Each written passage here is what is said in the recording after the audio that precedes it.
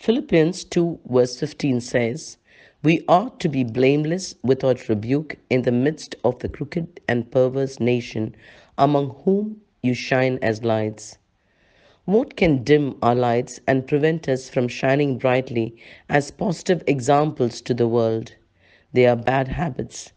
Bad habits inevitably call our own faith into question and also mar the reputation of being a part of God's body. Bad habits are like leaven, they corrupt us and those around us.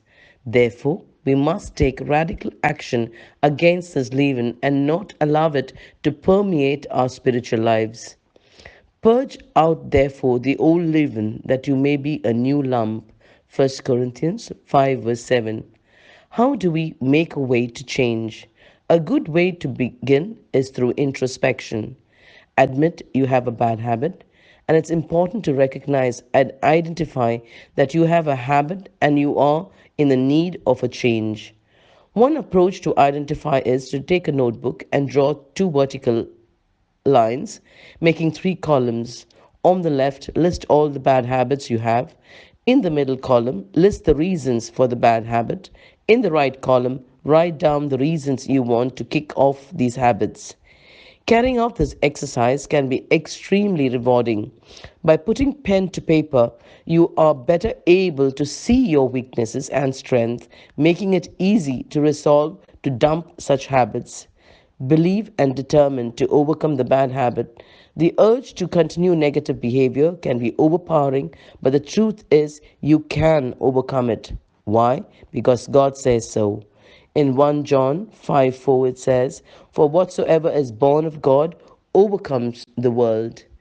Bad habits often originates from attitudes broadcast by the god of this world, Satan. With God's Spirit working with us, we certainly can overcome. It is His power that allows us to reject negative impulses and follow what is right. Learn to despise the bad habit.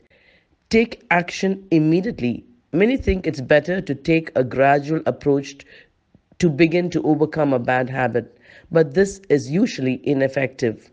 Replace an old habit with a positive one immediately. It has been said nature abhors vacuum. If you want to truly abandon a bad habit, it is best to replace it with a positive one immediately.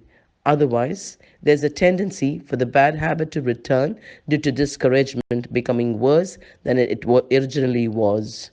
Christ expounded on this principle in Luke 11:24 to 26, where he described a person who has been cleansed of an evil spirit but did nothing to replace the vacuum created after his cleansing. This result this resulted in the evil spirit gathering seven more wicked spirits to again possess the man, making him worse than the first state. Most important, let your light shine so that others can see your good works and want to emulate them. Matthew 5:14 to 16. Unlearning a bad habit can be difficult, but it is achievable. The fact that we are ambassadors representing Christ, 2 Corinthians 5:20, should give us additional motivation.